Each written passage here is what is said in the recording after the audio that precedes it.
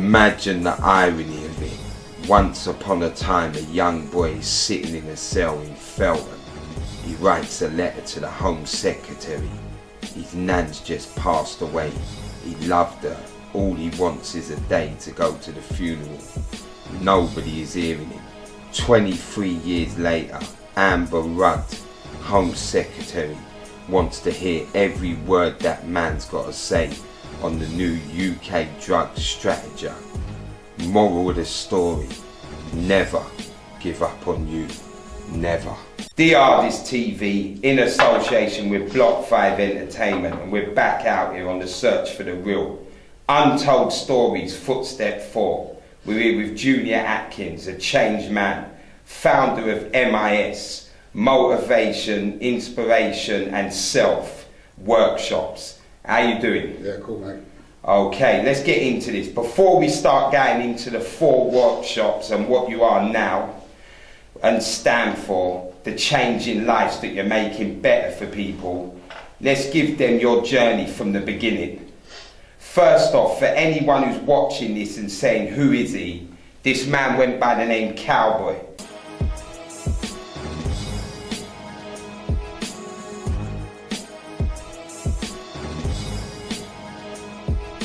This man was official on the roads of Stockwell in the immediate area.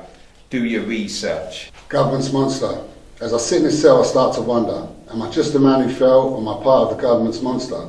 I was born in the era of the working class recession. My mum never had a pot to piss in. My dad was locked up in prison. The government had decided to put all the poor families together, so they built housing estates and stuck us all on top of each other. The government took praise for these housing estates, but all they were was prisons without the razor wire or gates. All that the government were doing was thinking of themselves. The housing estates was their way of dividing the poverty from the wealth. The housing estates consisted of criminals and young single mothers. They became known as ghettos and to be disregarded by society's others. The youth never stood a chance. To live and survive was our mission. Institutionalised before we'd even been to prison.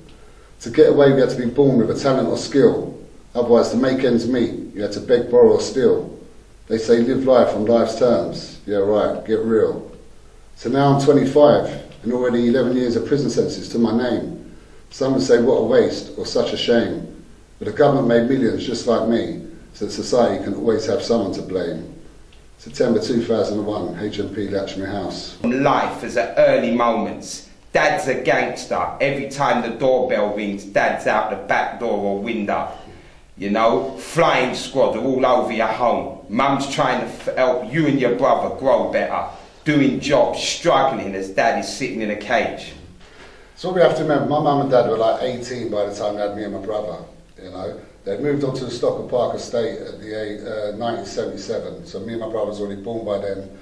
So for us it was like, for me personally, I talk from my own eyes, me and my brother were so different, even though we're close in age, very different characters, and saw things very differently. You know, my dad was my hero. Yeah. I mean, he was my Superman, he was the guy. So as a young child, we had these police coming to the door all the time. I didn't actually realise they were police at the time, just all these big white geezers coming in the door.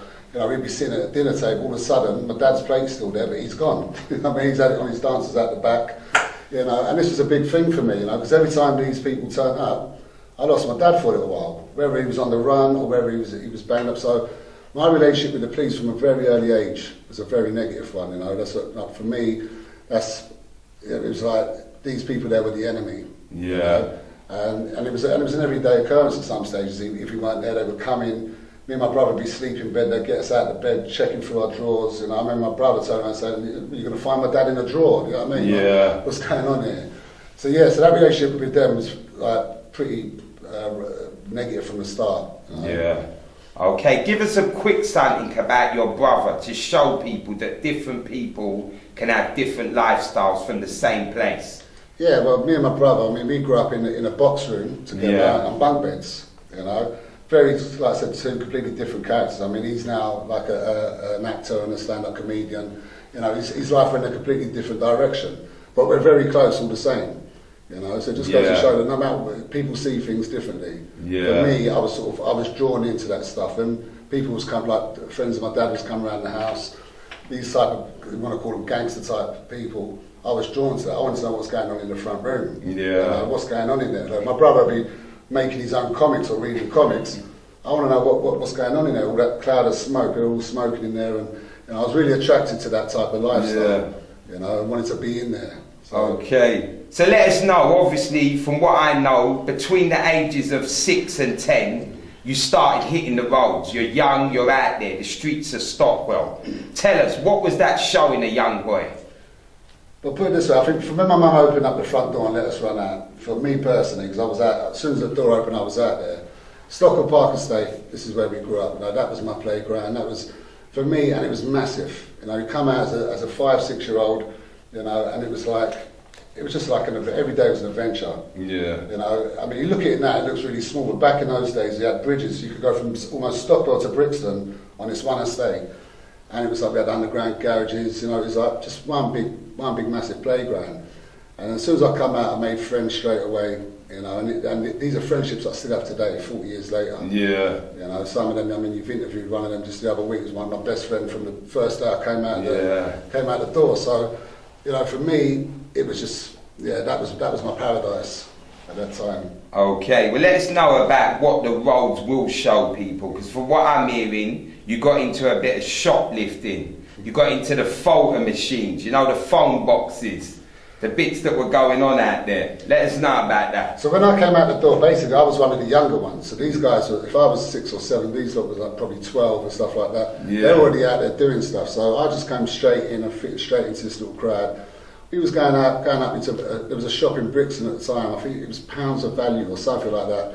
At these ages, our parents were poor, all of us. So we had to go and nick what we wanted. He-Man toys, Action Men. That's how it started. It started off with these little figures that was just going to nick them. Just go and take them. But then it got a little bit more serious. We wanted money. Money came into the equation. And somebody came out with this ploy, and it was a great little ploy, and we made some good money at a young age. It was around the photo machines in the tube stations. So basically, we would go around the tube stations. Back then, you didn't have the barriers, so we was all small. We just walk underneath the guards, walk underneath there, going over our tissues and coat hangers, blocking up all the photo machines, all across the whole of the tube station, the tube line. Go and do a bit of a bit of shoplifting. Come back later on in the day. Unblock them all, get all the pound coins coming straight through, or whatever it was then. So at that age, we was already thinking money. It was already a money thing, and then go and spend it on whatever. So okay, so for people that understand, they think they know about the blocks and the estates, and that it's all bad. Let them know about the fun side of things. Like from what I'm hearing, you done a bit of break dancing, ski posse, and you took on the Angel Town boys. Let us know about that. Yeah, so. Basically, so when breakdancing, I used to love dancing, all of us, and at that time in the early 80s, you had like breakdance films that were on, and that. So we formed a little posse called the Ski Posse, and basically we used to wear these ski glasses. We used to have proper ski glasses, ski hat, and all our names ended with ski, so my name was Dizzy Head Ski, because I used to like spin on my head. I was always the one that went that little step further, so I was the silly one spinning on his head. We had Tron Ski, Skanker Ski, there was a load of us. All it was, it sounded like a bloody Eastern European football team. But what we used to do basically was go up to the shopping centre on Brixton Road, get all the cardboard boxes, break them down, tape them all up, do graffiti on them, and just make our little mats. So we could fold up a mat, and what we'd do, we'd go through the estate, go over to other parts of the estate, and just start challenging people. It was like, so when you think about it now, it's kind of comical. I mean, you go up to someone and start challenging them to body popping, and we go up to Angel Town, pull out a bit of a mat, a cardboard mat, and just start challenging them. But yeah, it was just proper fun. I mean, all we was doing was just out there, for each other as well. So who won that one? Who got that? I won every time. I was a little white kid spinning on his head. You couldn't beat me. You know what I mean? Okay, so let them know, like, obviously, you got the hustle in you from early. You was going to Loughborough Primary, selling laces. Let them know about that. Well, back during the breakdancing times as well, you used to wear the thick, we used to call them body popping laces. That's right, yeah. We used to wear the thick laces. So we used to go into Morley's in Brixton, which is still there today, and go, and basically, I think they were like for curtains. I don't know what they were for, but they weren't really laces, but we used to get them and make them into. So we'd go and shop with the whole sheet of these things. And I'll take them into school and I'll be selling them to the older boys there because everyone wanted the body popping aces. And I was selling 50 pence each when I was like 7 years old, you know what I mean? So already then I was trying to make some dough. You know what I mean?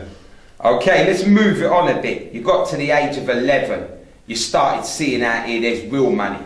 You're about getting paid. So tell us, what was the first thing that showed you want a taste of that bigger cash? Well, I mean, from that age there, things did start getting a little bit more serious. Because remember, where I was 11, so where I was 11, these guys, my friends were a bit older, so they're already out there doing certain other things. But by this time, we went into more serious stuff, more burglaries, robberies, you know. And it was, and at that time there, it was all about clothes. You know, funny enough, it was about me wanting to wear the chippy, the Chevron, the Avex jackets. So we was out there making money, literally to buy clothes. You know what I mean, and the things we were doing at that time, the guys that were a bit older than me was already going to selling drugs. You know, and they were going up to King's Cross and up for 5 ways in King's Cross, but it wasn't really a place that I could go to at that time. And I was getting a little bit, you know, a little bit sort of resentful. Thinking, oh, well, why can't I go and do that? You know, it wasn't happening. So I went and I went a little bit step further. I started doing more robberies, and it got a little bit serious as I went on.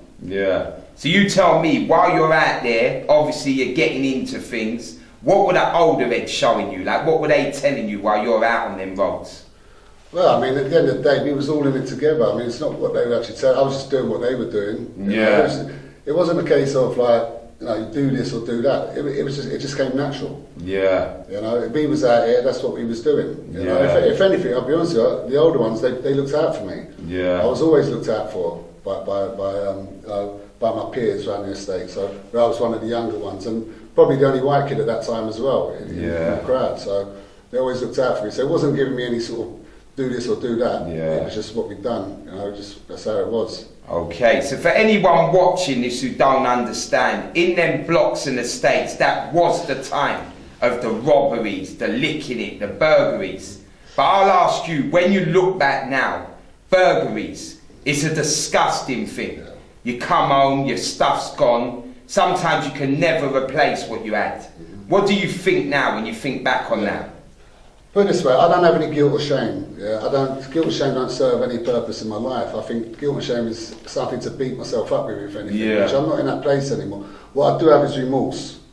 You know, I have remorse for things I've done, and hopefully what I do today, I'll try to make amends around that, because, burglary for me is the lowest of the low. I mean, going to someone's house, you know, and I've done it, in a big way. You know, I've done it while people were sleeping in their beds. You know, this is being real. You know, just to go and make money. So, I've got feelings towards it, but guilt and shame for me, I can't have that in my life, because that just end up giving myself a stick to beat myself with. So So let's get on about the fact of how serious you became. Like, I'm telling them, Cowboy, your name's well known. I do the research. Let's talk about how you got that name. The Chemist, armed robbery.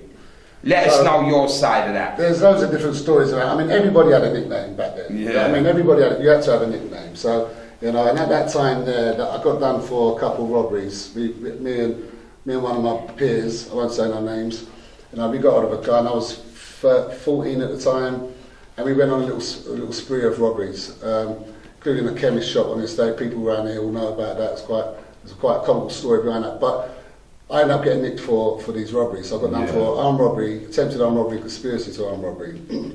And basically what happened, they came to my house, and I've been arrested a few times before that, but for minor things. This time it was robbery squad coming. I was 14. And, you know, lucky my dad wasn't there at the time, because he'd have had it out the back door, you know what I mean? They thought it was for him, but, you know, this time they're coming for me. And my mum was a bit like, this is serious now. They've come and arrested me. Basically, they've come and taken me out at 6 in the morning. You know, I was still at school, so it was a school day as well. Taking me out, and they drive me, instead of driving me to the police station, they just drive me around for hours. Basically just telling me, who's the black geezer? They didn't want me. They knew the guy that I'd done it with was an older guy, he was a black guy. And they came down hard, they beat the shit out of me. They said, first of all, they started off nicely. Don't go down for the black guy. Don't, you know, all the racist stuff they were coming out with, you know, don't do that. And I was like, no, I ain't giving them nothing. And it got a little bit rougher. Then they started beating me up. And they started calling me nigger lover. Started calling all these names. And it got really, really dark. Put me in they locked me in a cell anyway, come into the cells, roughing me up again. And I'm 14, by the way. This is Brixton Police. Roughing me up because I wouldn't give them the name. So that's where that went. Anyway, I mean, there's more to that as we go along, because it started off a long line of harassment from the police on me. But the actual name come from, there was a film at the time called Drugstore Cowboy, I think, and one of the olders just said it, and it just sort of stuck, so that's all that was. There were some other theories around where the name come from, but that's what it was really, it was just around the film, that's it. Okay, so give us a strong input into this police brutality and racism, because you're a Stockwell man, a lot of your friends are black, the police don't like that. Tell us how blunt it got, because what it is out here, if you're not from the areas and you think that it's all a joke, like a black man will say that the police are racist, and people will say, oh, get over yourself. But you're a white man who's seen how far they'll go. What did it show you? They were stopping me 3, 4, 5 times a day. Everywhere I went, I got stopped. And I mean, I was getting pulled in for stuff I never done, putting on. This was all started from on the back of that, because I'm looking who the black guy was. They would come and arrest me, take me out of school. I'd be in school and they'd come and arrest me during maths. I'd bust a joke with them saying I don't even like maths anyway, and just let them just go, you know what I mean? But they were proper harassing me to the point where, you know, I couldn't go anywhere. You know, and then even some of my friends were like, Junior, you're hot, mate. I mean, you're on flames. I was fire at the time. And I stood out like a sore thumb as well, to be fair. So, you know, me trying to earn some money, you know, anything that happened that was done by a white guy, I got fallen for it at that time. You know, and it was just, and they were just all over it, and they were calling me all sorts of. Every time they arrested me, it was the same thing. You know, about this, that, you know, coming up to the cell, making monkey noises at me and everything. It got proper deep. To the point where one time I just had enough. You know, I was up on Crow's house on Stockwell Park Estate, and I did have something on me. I had a homemade kosh, you know, which was made out of wire and a bit of tape. And I was standing. All of a sudden, this policeman's come round and just got me from behind.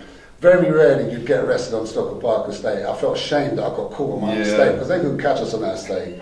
This one time he just come and got me. He was a big lump as well. I was probably 9 stone soaking wet, do you know what I mean? And he's come up behind me, and my brother was there at this time. My brother was never around, but he was just there. Anyway, he searched me, he's got it. I mean, I'm Nick, so it's a fair cop. You know, and he's waiting on the back up to come and get me, but he's whispering in my ear. No one's hearing what he's saying. He's saying the same thing again. You're waiting for old people to hit him over the head, and I just lost it. And this again, I was 15, maybe 15. I turned around, I grabbed him by the bra, and I bang, knocked his tooth clean out. I jumped up. Just as I'd done it, the police had come round and they grabbed on me and they beat me up. They bust both my wrists. I had a big black eye. They wrapped. I had a leather jacket, a coconut club leather jacket at the time with American flag. It was a big leather jacket. They basically wrapped me up in like a straight jacket. Flung me down in the van, beat the shit out of me. Anyway, the good story part. There's a good part to that. Anyway, because it did go to court. But I tell you his name as well. I'll say his name. His name was PC Jelly, if I remember rightly. I mean, big horrible bastard. So he was the main cop on you. He's the one who's tooth on the When it got to court, anyway, he didn't portray himself too well, and I think the judge took lightly on me and gave me a £25 fine for knocking his tooth out. So I thought that was the best 25 quid I ever spent in my life, and I paid it off 50 pence a week. So So let's get into how hungry you really got for money, because you touched on it a little earlier. The bigger boys are off the block. They're going King Cross. They're going 5 ways. They're getting that real money for the drugs. You're not allowed to go. What does that do to you? But for me, it was like, I was getting, when I say resentful, that's a big word, but I was getting envious. I was thinking, I want to be there with them. But I understood why, because me going out to King's Cross with them, I'd have been nicked within 2 minutes. You know what I mean? I stood out like a sore thumb, so I got it, and they were looking out for me. You know, but what it done for me, it just made me go a little bit harder. And there was another little crowd around Stockwell I started hanging around with at this time that were doing some other robberies and burglaries, and I just went a bit further doing that. And basically I ended up getting done for another robbery, which a robbery of violence that went a bit south, and a guy got cut, and I ended up getting 3 years. You know, and on my own, no co-defendants. And for me, that was when it all sort of started to hit home. You know what I mean? So now I'm going to Feltham. At that time as well, being 16. I'm thinking about the 6-week school holidays. That felt like a long time. This judge has given me 3 years, and I'm thinking 3 years. And back then there was a thing called Section 53(2), which meant detained. So you had to do the whole 3. That's when I first got it. That's what they were saying. All my mates were getting 6 weeks here or 8 weeks here, and 3 years. I felt like Morgan Freeman in Shawshank Redemption. I mean, I felt I was there. I was like yeah, and that was when things started to change. So now I've gone into Feltham on a big sentence. Okay, so before we get into that Feltham, because we're going to get into that, you was getting bigger on the roads, like you're getting older. There's a crack epidemic out there now. Yeah. People are on crack. You've started smoking it, and you're also drinking hard. Yeah. You're getting violent. Same time you're searching for the idea of who you are. What are you telling us on that? Give us that story. So that collides in the same time when the boys are going out there shotting. Yeah. At this time now, people were smoking, we call it shit spliff, which is basically cracking a Rizla. Yeah. So we're smoking shit spliffs on the block. You know, that became a regular thing, and it was alright, it was cool. You know, you walk around the corner and you could smell it, and we was all at it. Yeah. You know, so, you know, being a youngster, and but now introducing alcohol into that as well, it sort of set me a little bit off the rails a little bit. So I was going to places, I was getting a lot more angry. There was a lot of anger coming up in me as well. Then, you know, from wherever it was coming from, and there was a lot of anger. So getting drunk, fighting all the time, getting a bit violent, you know. And it was, and at that time there, it was like, I think, how can I put it? I was hanging around, say I was hanging around with the black guys and stuff like that. I could be in a place and I would start trouble. I mean, which ended up, you know, they'd have to defend me as well. So I become a bit of a liability, basically. You know what I mean? I was that guy who was getting drunk, so a bit of a liability. So people start sort of dropping out like, well, don't invite me here. So that's where it was starting to go from there. And that's actually what led me up to that robbery, which put me in the film as well, because my head was going a bit all over the place. So. Okay, so let's get into the fact of, listen, anyone who's out there, they can understand there's good times out here in these blocks and estates. Because the estate you was from, the sound system was big, the sovereign sound. Talk to us, what was your part of that? Well, sovereign, I mean, there was a few sounds at the time, but sovereign sound was the crowd puller. You know what I mean? So being a young kid as well, I mean, at that time, you know, I loved it. I mean, I loved every now and then, you know, even this when I was even younger, I mean, they'd have a sound going on somewhere, have a dance somewhere, help them carry the records or whatever, you know. All my mates were there. Yeah, it was great. I mean, but as I got a little bit older, you know, I was hanging around with two crowds, so it'd be like, I'd have my white mates in the pub, I could be dancing to Oasis on the tables on a Friday night, and I could be at a sovereign dance on a Saturday winding somebody's auntie to Budgie Van, and it was like, it could be, that's where it was at that time, so I was, I mean, it was good times. I mean, I could be in a pub, I could be at a dance, I could be any, and the thing is, I fit in everywhere. Wherever I went, I was accepted, and it was alright. I mean, so. Okay, so let's get into the Stockwell, man. Like anybody who's from the surrounding areas knows they make some money. Back then they were known for being money makers. Tell us the impact, because people were saying, listen, the surroundings you're in don't make you what you are. But this is what I'm saying to them. Give us the impact of seeing bigger men with clothes, jewellery, cars, flash, they've got the names. What does that do to a young kid? Well, I think obviously we didn't have much to inspire to. You know what I mean? So a lot of us from the estate, let's be real, a lot of us, I mean, my dad was in prison a lot, it wasn't about a lot, you know, but I was lucky because I had a dad there. A lot of my friends never had dads. So we had these older friends of ours that had older brothers that, you know, they were pushing big cars, they had the jewellery, you know, the life looked good. So we looked at them and that was our inspiration. You know, that's what we wanted to sort of like try to be like, to get like. So for us, and the thing is, like you said, I mean, the guys, us on Stockwell Park Estate, we were money makers. We were from an early age. We was at it. You know, we was the best dressed as well. I know Angel Town or some of them might say differently, but we were the best dressed in Brixton. I mean, we always had we was always the best turned out. So.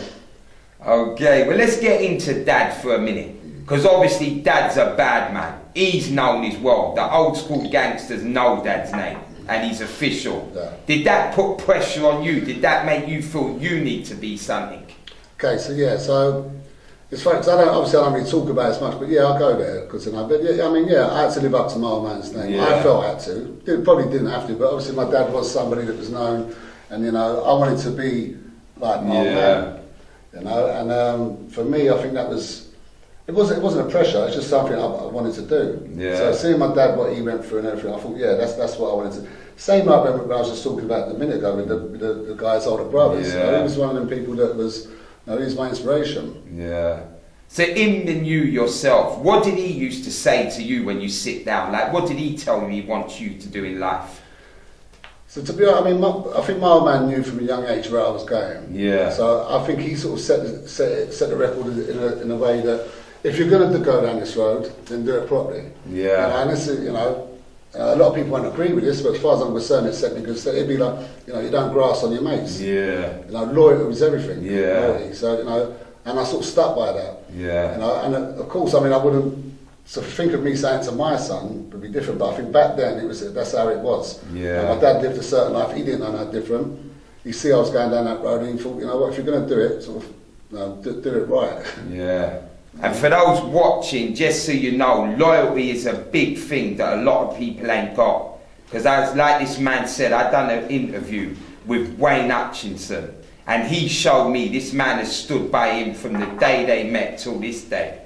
So with that, loyalty is real. So let me ask you, on the real, do you blame your dad for anything that you've become? No way, no. When you was out there? No, I don't. I don't blame anybody for anything. Yeah. Blaming for me is just sort of trying to deter the truth for myself. I take full responsibility for everything I've done. Yeah. Okay. So now you was telling us a bit earlier, you've touched Feltham. What is it like when you're in that Crown Court? You're a young boy and they're telling you, listen, 3 years in Feltham's the next step for you. Yeah. Well, I'm not going to lie, I shit myself. the thing is, Feltham was always something I knew I was going to go. I knew it was going to end up. Yeah. It was part and parcel of what I was doing. I wasn't expecting to get my first sentences of free. No co-defendant, and I've never had a co-defendant. That's another thing. I've always gone to jail on my own. And everybody will tell you that. So to get that free, I can remember it vividly. You know what I mean? That I had probation telling me on the day that you might get a bit of probation and all the rest of it. And they're saying, detained. That was the word at the time. Yeah. Detained. I think detained. What's that even mean? And they said, well, you've got to do the full 3 years. Yeah. Just so happened while I was doing that, it changed. The law changed. You know what I mean? So you had to do half. But at that time, I'm sitting there thinking. I was thinking about, like I said to you earlier, I was thinking about the 6 weeks holiday at school. That felt like a long time. Yeah. They told me not next year, not the year after, but the year after that. I might get out. That's a life sentence for a young man, for a young boy. So. Yeah, it was kind of worrying, but to be honest, as soon as I got there, if you was from Brixton and you went to jail, there was people you knew and you was all right. You know what I mean? Yeah. I was all right. So as soon as I got there in reception, there was a guy. I'll say his name. I'm not going to call many people's name, but I'll say his name. I know he'd be fine. A guy called Uteman. He worked on reception. As soon as I got in there, Uteman sort of like looked after me. He gave me the best sort of the best clothes. I mean, the pie under the bread and all the rest. It looked after me. I knew I was going to be all right. So, but yeah, to be honest, I felt it was a dark place. I've been in 11 jails, but that one was dark at that time as well. We're going to give you all them jails in a minute, and we're going to touch on Feltham. But before we do, I want you to give us something from Mum, because Mum's tried hard. She's tried hard to keep you on the straight and narrow, you and your brother, and at the end of the day, the system's now got hold of you. You're going down that road. They want you on that criminal record, and they want to mess your life up. What do you say to Mum now? What do I say to her now? Yeah. My actions, it's all about actions now. Yeah. Words don't mean anything anymore, there's throughout the years before I got myself straightened out, I made many promises. So now it's not about what I'm saying, it's about what I do. I live with my mum, me and my mum live together, we've got a very good relationship. We're more like brother and sister now, so she sees what I'm doing, she's very proud of what I do, But yeah, obviously it's one of them things that I know what I put her through. She had to visit me all up and down the country, and it broke her heart, But to be honest with you, I think when I was in prison, she probably felt she worried the least when I was in prison. Yeah, because you're not out there. Okay, so I want you to make this clear to people. A lot of people say, listen, you are your surroundings. Your mum and dad ain't looking after you properly. You ain't doing it right at home. That's what's making you bad on the street. Let them know that's rubbish. Because like I say, your mum was a good woman. You went down your path. My mum, she was bringing up, like I said, she was 18 by the time she had me and my brother. Yeah. She was holding down, her and my dad, but they were runaway sweethearts. They run away from my mum was from Woolwich, my dad was from Vauxhall. They run away, you know what I mean? They squatted for a little while before they got the place on STOCKWELL Estate. My mum was doing the best what she can do. She was holding down 3 cleaning jobs, like going to work at 4 in the morning, cleaning offices. My dad was in prison or on the run all the time, or wasn't about.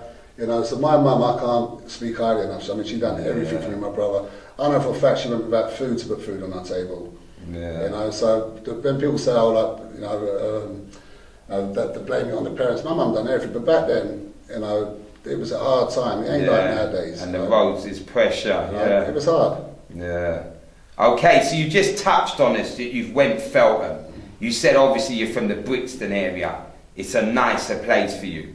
But let us know in there, we hear there's a lot of bullying. Yeah. The screws ain't playing, let alone the inmates. Yeah. What did you see in there? And what did you get yourself from anyone? I mean, Feltham, I mean, the bullying in Feltham was on a different level to anything you'd know. I mean, you'd have people making people sing nursery rhymes outside the cell windows at night time. You know, yeah. Maybe, number 16, sing bar black shit.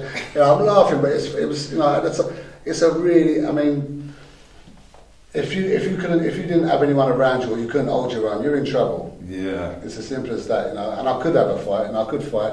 I was from Brixton, I was okay, so I'm not going to sort of pretend that anything other than that. And you know, I managed to get through it, and I got a good job in it as a chimbaldy. If you're chimbaldy, you're sweet. So, yeah. But being from Brixton, it was a big thing, you know, because there was a load of Brixton guys coming through, and if you knew people, you was all right. But I mean, the things I see there, I mean, obviously the people making them sing nursery rhyme. 3 kids commit suicide during that time, because I've done the whole time in Feltham. A lot of people used to get moved on to Aylesbury or whatever. I've done it all in Feltham. 3 kids commit suicide, you know. Loads of stabbings, cuttings at that time, sugar and hot water, all the stories that you hear. I see all of it. There's nothing I didn't see in Feltham. So basically the moral of that story is some people weren't built for prison. No. They thought they was, but they weren't. Yeah. I mean, I ended up being, and again, I had the chimbaldy job and I had the red band gardener's job. So I was driving a tractor around in the summer as well, so which is quite a funny thing. So I'd phone home and somebody would say, oh, such and such has just got remanded. So I know if they've just come in, they'd be on Osprey ring. So I'd just drive my tractor around with a spliff in my mouth, and I'd be bringing past and looking after them. So I was be able to see everybody in there. Okay. So there was some good times in there, believe it or not. Yeah. So let's get on to the talk of while you was in there. I'm hearing that you ripped to the Home Secretary. What happened with that? So my nan died. My nan died. Yeah, my nan was living with us at the time, and I was really close to my nan. And I wanted to get, I only had about 6 months left in the sentence, and my nan passed away. And I wanted to get a day release for the funeral. Yeah. So I wrote to the Home Secretary, Michael Howard, that knocked it back. They let me go in there, but I had to go escorted with prison officers. Yeah. You know, but it was just the fact that I felt like I was a red band at the time. I was like a model prisoner. Yeah. You know, and I really wanted to sort of get to that point where, you know, I should be able to go and there was certain members of my mum's family didn't know I was in prison either. Yeah. You know, so you come in there with the cuffs on and that, yeah. But to be fair to the screw that took me, you know, because he trusted me, he took the cuffs off, and it turned out all right. Yeah. In the end, I mean, he said, you know what, Junior, I'm going to take my trust, I'm going to put some trust in you. Don't let me down, and he sort of blended in. Yeah. You know what I mean, he was a good guy. Mr. Grant, his name was. He must be dead now. He was an old guy, but you know. But the fact that the Home Secretary wouldn't let me go, if it was down to them, they wouldn't let me go to my nan's funeral. But yeah. Okay, so let's get into the fact now. 1995, you're coming out of Feltham. Times have changed. Yeah. Everyone's nice out here. How did you adapt to that? It was a massive change. 1995, when I came out.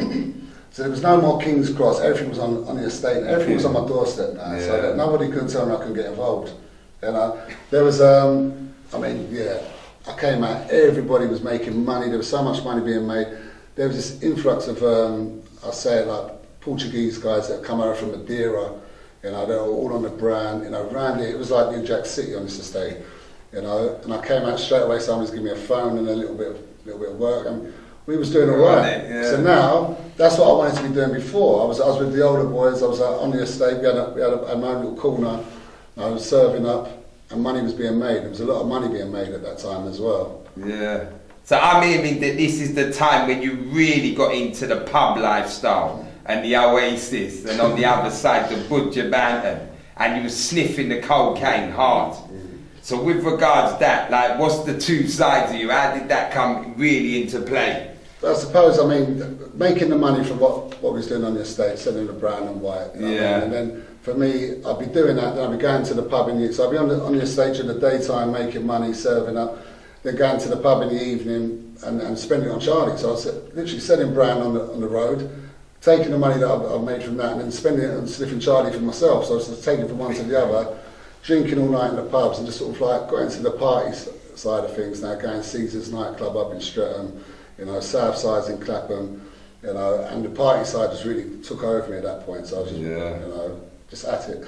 Okay, so I'm seeing that you went even further in. You're raving now. Pills are about. The partying lifestyle's in, and the guns are flowing. Like, you're involved in everything. Yeah. What was that doing to you mentally? Well, I think at that time as well, I started, in my head, started thinking I was some sort of fucking gangster or something, I don't know. I'm making money, you know, I'm sniffing Charlie, I'm drinking, I'm out there, and, you know, and yeah, you know, guns were about, you know, Yeah. got hold of a gun, running about like I was fucking some sort of, I don't know, from the wild, some cowboy from the west, you know what I mean, from the Wild West. Yeah. And things just sort of took over like that, but it started getting a little bit dangerous, and I know my mental health was going off as well at that point. Yeah. So it got deeper for you. Yeah. You end up in Cuba. Let us know what goes down there. How did you end up in Cuba? And this is what I'm saying. I think another reason why they call me Cowboy, because I had more balls than brains. You know what I mean? It was like fucking. So yeah. So at this time, I mean, by the time we got to Cuba, it was like I got myself into a lot of debt as well. So now I was selling the brand, I was sniffing, I was drinking, I was partying, I was like girls, all the stuff was going. So I was getting myself into debt. So I got caught up with these guys. It was like, okay, let's do a little move from Cuba. Yeah. So I'm out in Cuba. I'm 20 years old, 20 coming up 21. I'm in a hotel in Cuba with a Cuban, couple of yardies, and some other cartel guys, way out of my fucking league. You know what I mean? Again, I'm with a couple of guys from Stockwell as well. You know, again, 10, 11 stones soaking wet. But I've got the gift of the gab this time. I'm in here doing a big deal. Yeah. You know, I'm out there just sniffing coke, really. You know what I mean? Trying to pull off this deal to get back over to through Gatwick. Cut a long story short, was out there a little while, got back, ended up, believe it or not, getting nipped. 3 keys of coke, and that was it. That was the next one that came along. Yeah. So basically, you're going back to prison. But I mean, you got a touch with this, because when you're in court, you was thinking it's going to be a big one. Yeah. Tell us how that court went down. So basically, I got done again. No co-defendants. I managed to get the others off it. I was caught with what we had. Yeah. I took the rap. So if you got into Gatwick Airport, you go to Croydon Crown Court. That was how it went. That was the pathway you went. You go Horsham Magistrates, Croydon Crown. So they're dealing with it every single day. They're giving out big birds. So for the 3 kilos I got done for, they offered me on a guilty plea to go 10 years. They offered me a 10. I said, oh, fuck that, I ain't pleading guilty anyway. And I picked so I got in some water. I ain't pleading guilty. End up going not guilty. They end up getting, for some reason or another, the gods or whatever, my case got moved to Maidstone. Yeah. So they moved me from Highdown, from the ACAT, it was ACAT at that time, Yeah. Highdown to Maidstone. And to Elmley Prison. And while I was at Maidstone, I ended up going not guilty, but I had like a week's trial. During that trial, sort of, again, gifted a gap, I think it was, they got to know the person. So I'd done this trial, and I was in the witness stand, and the judge, I think, took a liking to me or whatever, but got found guilty, but only on a 10-2 verdict. Do you know what I mean? It was 10-2. So I actually convinced 2 people that I was fucking innocent. You know what I mean? I was putting that. 2 people believe me. Anyway, I ended up getting an 8 on a not guilty. Yeah. So, you know, I mean, 8 years is still a big lump. Yeah, 21, of course, but yeah. I was looking at 14 at the time. Yeah. So. Okay, well, let's get into the fact that you've seen Feltham. That ain't no joke. But now you're going to the big boys' prisons. How do you adapt to that? Let's see what you saw in there. I mean, I see a lot of stuff in the jail. I mean, Swell side probably was the main one. You know, I mean, I've seen screws get stabbed. I see one woman prison officer. I say woman prison officer. She got her jaw broken 3 places by one of our guys. I'm not going to mention his name. He was on the week. I've seen people kill themselves. I've seen the worst thing I see in there though was the boiling oil. Yeah. Boiling oil. Yeah. So in Feltham, I seen water and sugar. Seen that was nothing. Yeah. This time in Southside, you could cook your own food. So we've got our kitchens, and there was a guy in there, black guy, and he was there cooking his food. He's come away. Someone's come into the kitchen, grabbed the oil, the boiling oil. Right. I wasn't in the room. I was outside Yeah. the kitchen, but I can hear the scream to this day. I can hear this guy screaming, and he's gone in, grabbed the pan, and bang, flung it straight in his face. The guy's face melted off. Right, and I'm talking, I'm not kidding with you, his chin was hanging down here, coming afterwards, I could see his face, his hand where he tried to cover himself was all white. You know, I mean, that was nasty, and like I said to this day, I could still hear that guy's scream. But yeah, again, I mean, there was lots of stuff that went down in jail. I mean, but there was, again, a lot of good times as well. Yeah. What was the worst you saw to yourself? Did anyone try and test you in there? I had a couple of little fights, but no, I never really, you know what I mean, I was quite likeable. I mean, I was one of those guys that always sort of got on wherever I went, really. I mean, I had a pull cue around the back of the head once. That was about my limit. I got it was all right, you know, but that guy there that got the boiling oil, that was the worst I see. Yeah. So with regards to the fact that you've seen 10 prisons, like that's no joke, 10 of the biggest prisons in this country. So I'm going to ask you, what is the worst prison out there for you? What one was the worst? I didn't do the dispersal, so for me, Swellside was the dumping ground. Yeah. You know, but again, loads of Brixton men were in there that time, you know, there was a load of us, so. But Swellside was definitely, because I was in the jail, it's on Isle of Sheppey. Yeah. So I was in Elmley prison, which was next door, and when I was in there on remand, and just got sentenced, helicopters were going in there, you could see them going in every night, and I'm thinking, shit, I don't want to go there. End up going in there anyway, but that was definitely the toughest jail. I mean, I think they called it suicide, you know what I mean? But it was, nobody went to it, was just a dumping ground. You go there, there was people in there for 7, 8 years, they've been in that prison for 7, 8 years and weren't going anywhere, you know what I mean? So I'm going to ask you, you've seen the prisons, you've sat in them, say, cages for what, 12 years at this time. I want to ask you, so someone out here who thinks prison's alright, I can do that. What's the worst things you lost from sitting in a jail cell? Out here I'm talking, like family problems, kids. What was the worst things you was missing out on? For me personally, I mean, my oldest son Jake, you know, he was 12 months old, 13 months old when I got arrested for the Cuba thing. And I actually had custody of him at the time. Yeah. And that was a massive thing. You know, one of the reasons why I went out there, because I wanted to, in my head, I was going to make some differences, get some change. And, you know, so losing him 5 years, those first 5 years of Jake's life, you know, I would never get those back. You know, he's 24 now, you know what I mean, and we've got a good relationship, but those first, I would never get that back. And when people talk about prison, I mean, back then you didn't have phones, you didn't have computers and all that in your cell, or PlayStations. Well, we didn't. I didn't have a telly. I never had a telly throughout any of my jail sentences. I had a little radio. You know what I mean? But it doesn't matter. Even with all that, you're still being told what to do 24/7. You're told when to shit, piss, eat. You know, your family are out there. You know, you're locked up. You know, your self-respect is gone. Yeah. You know, there's nothing. So for me, there's no easy bird. You know, if I can't do what I want to do, then you know, if I can't be there, if my children need me there, then that's not, you know, for me that's the worst thing ever. Yeah. Right now I'm on call. If my children need me, I'm there. Yeah. You know? So you said you and him have got a good relationship now, but does he ever remember that time? Does he ever say anything regards that time? Yeah. So he remembers coming doing the visits. Yeah. He remembers visiting me and that. But I mean, he was young. He was still young, so we still had plenty of time to make it up. You know. But yeah, no, we've got a good relationship now, though. Yeah. Okay, well let's get on to you've hit road again. Yeah. You're trying to change. You've started a security firm. You've got married. You've got the big wedding there. Tell us about that period. Okay, so I came out May the 8th, 2002, I got out. During the time before I came out, I was in a prison called Latchmere House. That was the end resettlement prison I was in. They used to kick us out every morning to go and find a job. That's what type of job. They used to kick us out at night. We had 2 hours, 9 o'clock to 11 o'clock. Go to the job centre, you know. So I was going there Monday to Thursday, that used to be. Friday didn't let us do it. And I was going to this little coffee shop next to the job centre, and there was a lady in there that I started getting to talk to. Cut a long story short, you know, she said to me one week, how come you don't come on a Friday? And I had to tell her I was in prison. She couldn't believe it. She said, how are you in prison when you're out here? This is up in Richmond. You know, we ended up getting around. She ended up sticking with me for the last 6 months of my sentence. Yeah. When I came out, I moved straight in with her. You know, I moved straight into her house up in Kingston on Thames.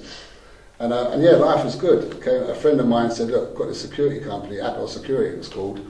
Gave me a job. We was making good money. I got everyone around the area from Stockwell. We was all doing this bit of security work.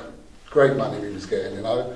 And things were going really well. Yeah. And like you said, as you just mentioned, we got married. You know, we had a big white wedding, which was paid for by the security that we was doing. Yeah. But you know, we still doing. I came out. I still wanted. In my head, I still wanted that little bit of party life. I still felt like I owed myself that. Yeah. You know, that getting out present.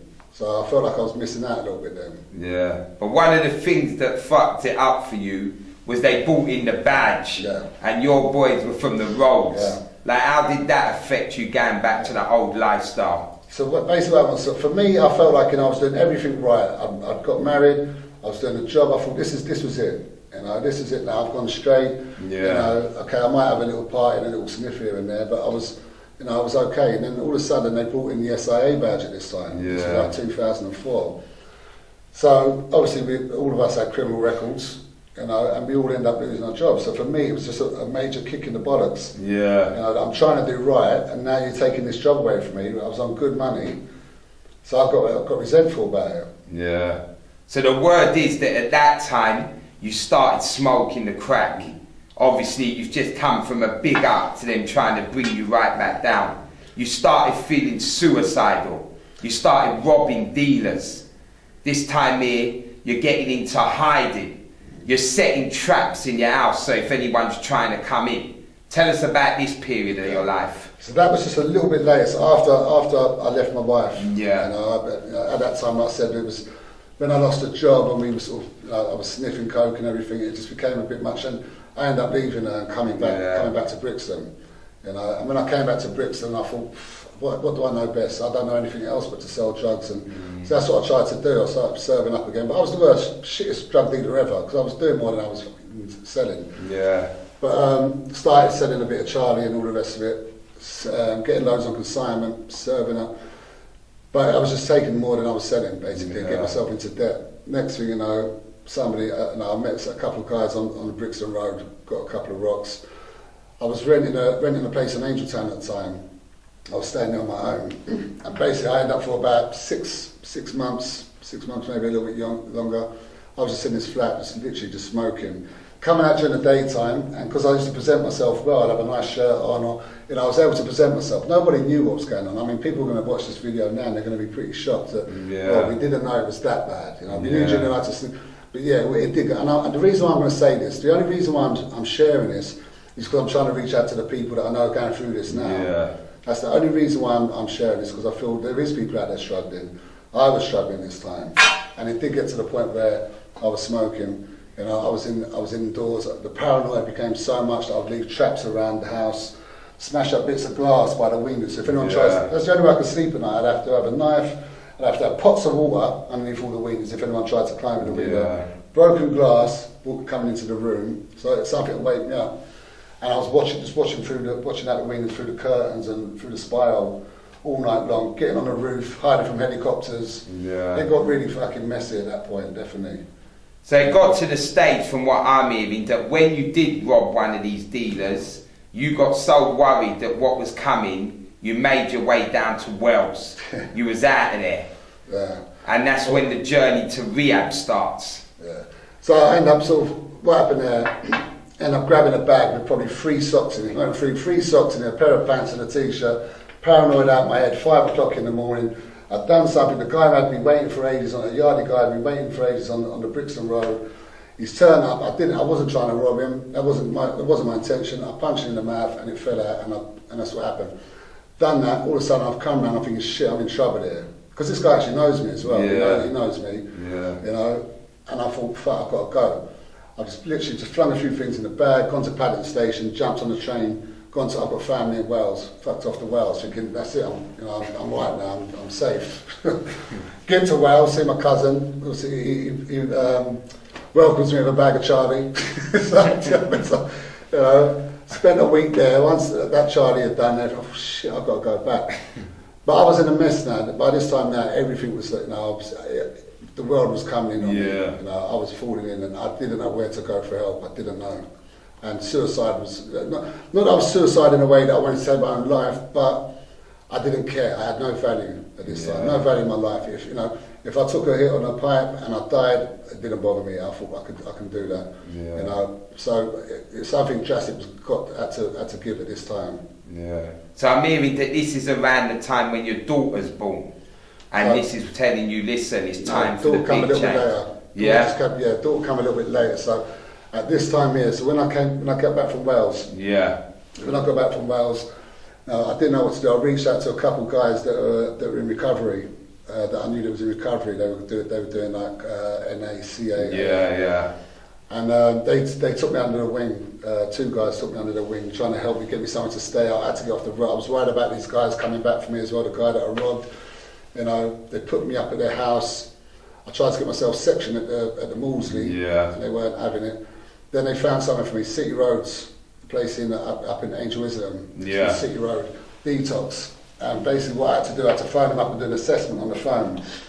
And you do the assessment, and then you phone them back every morning, every night until the bed space comes up. And they get you in. So I've done that, and I was in hiding at the same time. I wasn't using, I was in bits.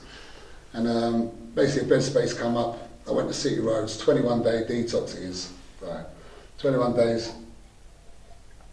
While I was in there, a care manager came to see me, and they managed to get me funding for rehab in Southampton at that time. So I was in Southampton. And so I'd done the 21 days, and it was and I went in there on the 23rd of December as well, so I knew it was Christmas, but I knew if I wasn't going to survive Christmas, I had to go and do this. So I told my family what I was doing, didn't tell them the extent of where my drug using was. You know, I didn't, I just sort of said, you know what, I've been drinking a bit, sniffing a bit much. Didn't tell them about what I've just shared here. So done the 21 days, gone to Southampton, and to cut a long story short, I'd done a few months there, then I went to Bournemouth, and I spent a year in Bournemouth, doing meetings and stuff like that. And that's what I call Bournemouth now my spiritual home. And that's where it all really started, you know. And then I came back to London, because I always end up coming back. And I met a girl, and she got pregnant. And I was still at that time sort of dabbling, what do I do? Where's my life going? I didn't know where my life was going, but she got pregnant. And the funny thing is today, it's exactly 14 years ago today, 12th of May, that we found out that she was having a girl. So my daughter Lily. And that was the big thing for me. This was the turning point now. This was like, you know, you're having a daughter now, you know. Okay, yeah, I had my son and I love my son, but I just felt this extra responsibility that I had to step up and be a man. You know, am I going to be this sort of, because my life wasn't going anywhere. I couldn't see me living another couple of years. Definitely, either definitely in jail for the rest of my life or dead without a doubt. And for me, that was the big kick up the arse. You know, you're going to be a dad to a girl. What are you going to do about it? Okay, well, let's get into the fact, like, listen, there's no doubt about it. You've done some dirty things on the road. You've seen some dirty things in this life, but you have changed, that's guaranteed.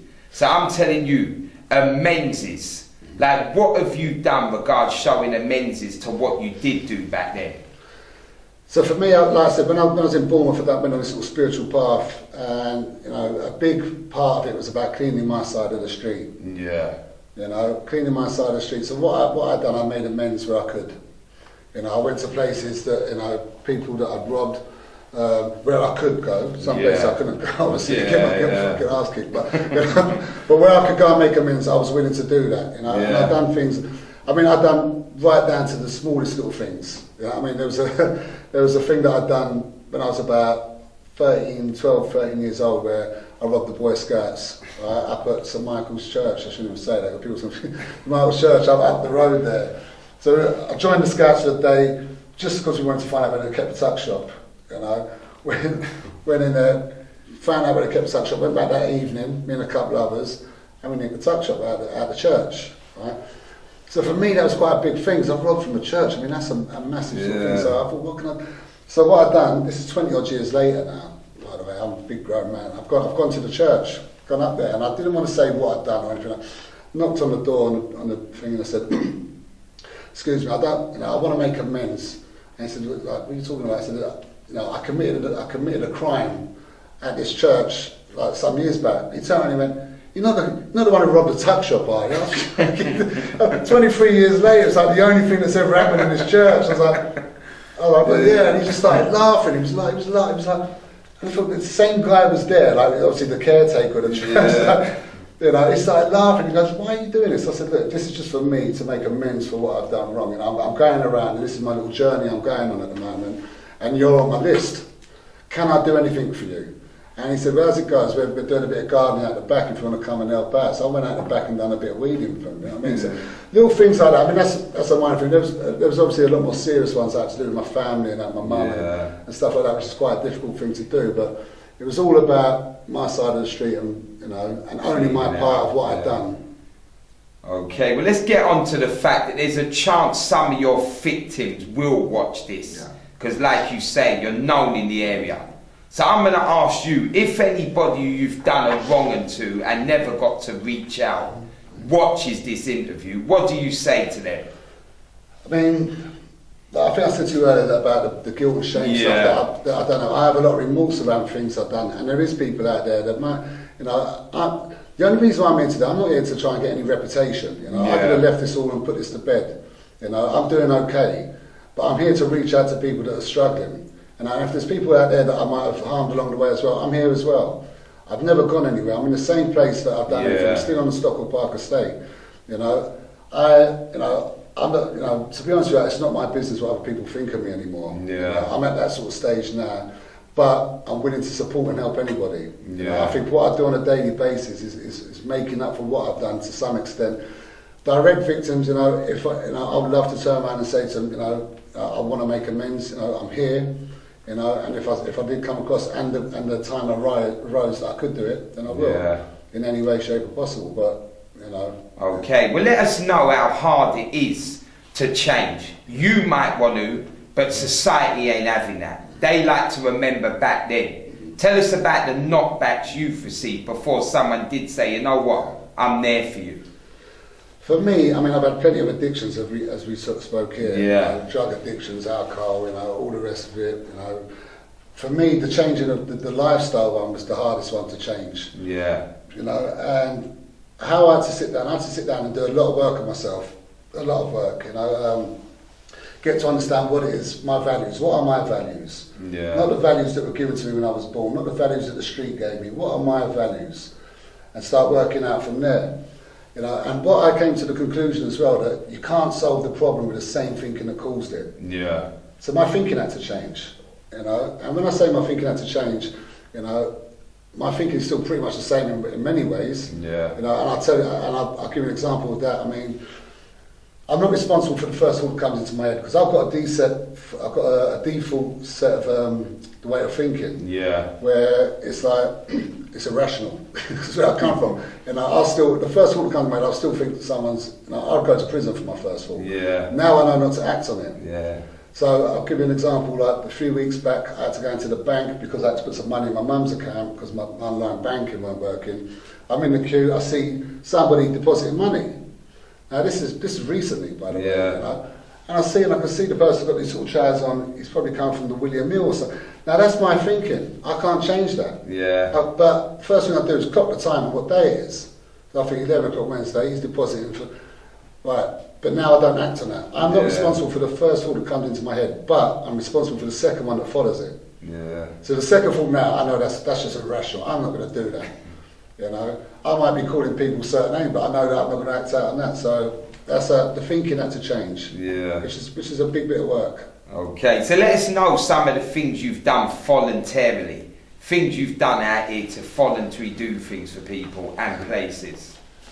Okay, so I mean, this is the bit I don't like to talk about, but I do. You know, there's a lot of stuff I've done. You know what I mean? And you know, and there's things that I like to help out in as many ways as I can. I mean, even down to the fact that, you know, selling poppies. You know, I was out there doing. I remember watching telly. This is again while I was doing my amends thing. You know, and something I've done. And there was this person that there was this old war veteran on the news that had been beaten up by somebody who robbed them of their poppies. So for me, that was it. Straight away, I got in touch with what they called the Salvation. I got in touch with them anyway. I'm out at Brixton Tube Station selling doing the poppies. You know, because I'm trying to make amends. So things like that I do. I mean, you know, I volunteered in many places. I went back to the Detox City Roads that I got clean originally in. I volunteered there. I volunteered in a lot of services, giving out my time. Started up a Saturday social club for homeless people over in West London. I was part of that as well, which I managed that in the end. Started doing that boutique, like giving away clothes, taking away clothes to the home. All that stuff there that I've done. So there's quite a lot of things I was involved in, some more stuff as well. Okay, so before we move on, I want people to understand what the man just said. He was out in Brixton selling poppies. Now a lot of road becomes pride. People would be seeing that. His name's known, he was robbed. They'll be thinking that he's lost it. He's out in Brixton selling poppies. But that's how strong his mind got, that he don't care what no one thinks. He's out there to help. So let's get back into somebody like you. You've been on road making money for years. What's the pride? How does it feel to know, listen, I'm finally starting to make money from a job. I'm here now, I've got a job and it's helping people, it's doing right, and I'm getting a pay at the end of the week. What does that do to a man? What that does for me, I mean, and I have to give myself a pat on the back. And I probably don't do it enough, you know what I mean, because I'm too busy. But you know, I look at my journey, you know, and one of the reasons I said to you, I don't know if I said to you earlier, the reason why I've done this today is because to talk about my journey, which I don't, is to try and inspire other people. That's what I want to try and do. If I can help one person change their life, then this is all worth it for me. You know, that's where I want to be. So for me, where I'm at now, I mean, I'm living a good life. You know, and I'm not saying that in a big-headed type of way. I'm not making loads of money. In fact, far from it. I'm not making nowhere near as much money as I was back then. But I've got a good quality life. You're doing right. I've got a quality of life, and I ain't worried about the door getting kicked in, you know. I'm providing for my children. I've got 5 children, you know, and I'm providing for my children. You know, I've got, you know, my mum don't worry about when I walk out the door. You know, I help a lot of people. I mean, I have up to 30 people coming to see me a day. 30 people a day. I mean, I've got one guy that I've never met who's a lifer, who got my name, and I speak to him every Monday just as a sort of like little pep talk for the week. Things that I'm doing now, I love what I do. You know, I've got passion for helping people, passion for people that are, you know, the people that are struggling, that, you know, that are real and are honest and willing to put some work in. Not ones that come and say, I want to change my life, I don't want to do nothing. And so I kind of, the people that are willing to make some changes, I will go above and beyond to help these people. You know, and I will, and I do that on a daily basis. So let's get into making people understand you and the team around you are doing so well that you're the Lambeth leading team for stopping people from relapsing. Relapse prevention. Relapse prevention. How does that feel to you? So for me, I mean, I lead on relapse prevention in Lambeth. So I do groups every day since the pandemic started. I do it on Zoom. So every day, 1 o'clock to 2 o'clock, I have up to 30 people coming into my Zoom group doing relapse prevention, looking at tools like CBT, which is cognitive behavioural therapy, is which I sort of specialise in around that, and you know, and motivating people. So for me, it's a massive statement. Because I was doing this over in West London, and I got sort of headhunted to come back to my hometown. So to do it in Brixton, you know, and I've seen that what I do now is I've been like a transition for certain people that would never usually go for help. They hear what I'm doing and they would phone my private number, my personal number. I said, Jude, I'm struggling with this, and I'm getting them into rehab. You know, I mean, they're coming through me. And if it wasn't, so for me, that little transition, that little bridge that I've been able to make between what I call my people and to going into treatment, you know, is what really hits home for me, and I love it. So let us know what the difference is for somebody who's out there and you're helping, to know you are an ex-addict yourself and you've beaten it, you've come through it, and now you're helping them. What is it like for them reacting with you? How do they feel knowing that? See, the thing is with me, I mean, I don't sort of go into the story. I mean, if you've been in that life, you don't really have to tell people. You don't I don't have to go there and say to people, and that's where a lot of people sort of get it wrong. I've seen ex-addicts or ex-roadman, whatever you want to call it, do this job and do it really badly. And I've seen people that come through the uni and actually do it really good. So when people say, oh, because you've done it, you should be really good at it, it's not always the case. It's the way, it's about having people skills and how we do it, because I don't really go into too much detail about my past. I think just by the way we communicate, they already know that I know. Because this ain't about me, this is about you. You know, and I could quite easily go into my story and start talking about me, and then it takes it off of the person. So I like to keep it about that person, but I'm here and I've got plenty of empathy. I know exactly what you're going through. I hear it, I feel it, I've been there, and I'm with you, and I'm going to try to help you, support you, get through this. Okay. Well, because you've been through it and you are now doing right by people, this is 2 things that people want to know from you. What is your honest opinion on the life you led when you look back on it now? My honest opinion on the life? Do you know what? I don't really have an opinion on it, to be honest with you. I don't have an opinion on it because it's what made me who I am today. Yeah. It was my journey. Everybody's got a journey. This was just so happened to be my journey. You know, everything that I'd done, every decision that I made, every choice I've done led me to where I am right now. Yeah. And I'm all right where I am right now. Yeah. You know, okay, some people got hurt along the way. You know, I can't change that. I can't go back and change that. I can do what I'm doing today to try and make amends, and that's what I do. But so I don't really have an opinion on that because everything that I've done has led me to where I am now, and now I'm in a position to help other people and prevent other people going down that same road. Okay, well secondly, there's a young kid out there now. He's you. He's in Stockwell, he's in Brixton, he's in any estate, in any part of the country. And he's seeing what you saw. He wants to be what you was. What's your biggest words to show him, listen, forget that? So for me, if I was talking to a young guy now, it's about who are you, finding your own identity. That was the big thing for me, finding who I was. Yeah. You know, asking myself those questions. Am I happy where I am right now? You know, because I said earlier, every decision this kid's made, if he's not happy right now, then we need to make some sort of changes in the thinking. For me, it's about looking at where your values are. I mean, I've got work around this that I do. I've got a workshop that I do, as you mentioned earlier, that we go into this, and it's about self-esteem. Self-esteem is a massive one here. Yeah. You know, and with especially adolescents, you know, things are happening in our bodies. You know, we're changing. You know, that testosterone. It's a really difficult time, and this is a time that we can't. It's not about telling them. I'm not going to tell you what to do. Yeah. As I said to you, because we're not listening. No, I wouldn't listen to nobody. If somebody come and told me, because people did tell me, but I didn't. I wasn't listening. Yeah, you wanted yours. Yeah. You know. So for me, it's about show. It's about action. Yeah. Taking them under our wing. You know, showing them a different way. Give them the option. Okay, that's there. If you want it, have a look at this way here. Yeah. Because I didn't really have many options, to be honest with you.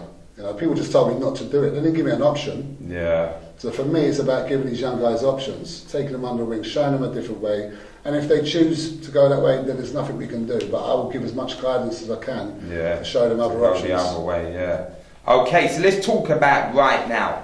Someone's going to watch this interview that's going through all the things that you've said you can help with. But he's saying to himself, listen, I don't trust him. I don't want nobody knowing that I'm going through these things because I'm out here. People know my name. What can you tell them that you can help them do? And can you definitely be in confidence? No one else will know that you're doing what you're doing with them. Put it this way, I mean, and there'll be people watching this video now that I'm working with. You know, there will be people, Roadman, people from the street, enemies of mine. I've got enemies that I'm helping, I'm supporting. You know, it's total confidence, total confidentiality. There's no way I'm going to sort of. You know, this is what I do. But for me, it's about. Unless you reach out, nothing's going to change. If you're not happy where you are, you need to reach out. I'm putting my name in the hat. I'm throwing my hat in and saying, look, I'm going to leave my personal email not my work email, my personal email in the bio here. Yeah. You know that you can email me, confidential. You know what I mean? We'll have a chat and we can see where we go from there. But yeah, this is the reason why I'm doing this, to reach the hard to reach. Yeah. Okay, well let's get into this now. The day now, 2017. You developed the workshop, MIS.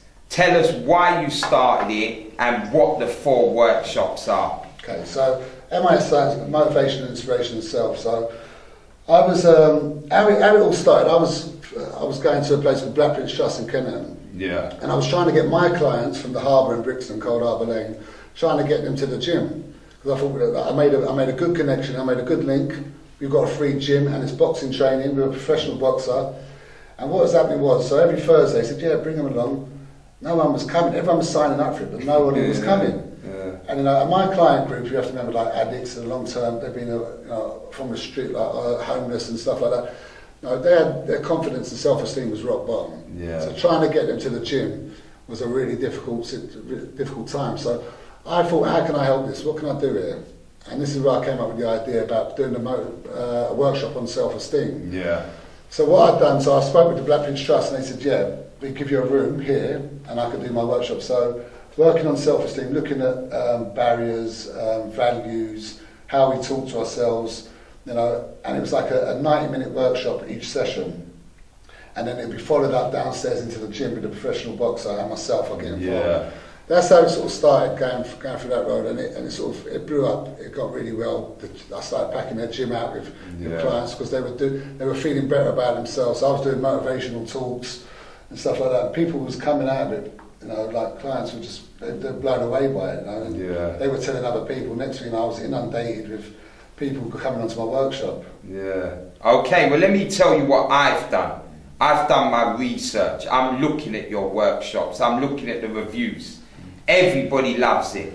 Everybody's happy with what they've learned from you and where they're headed. But I'm telling you, what's the next step for you? How far are you going to push it? What are you looking to do? So basically, I mean, last year I've got big plans for the workshop. I mean, I've been doing it with the work clients, but I'm taking it outside of work. This ain't just about work. I want to do this for young gang members. I want to do it for single mothers, long-term unemployed, over 50s. This workshop is not about drugs or alcohol. It's not about addiction of any sort. It's about self-esteem and confidence. Yeah. So I want to take it out and basically, you know, give it to people. I do it for free for my people. You know, don't get me wrong. I've got the what do you call them?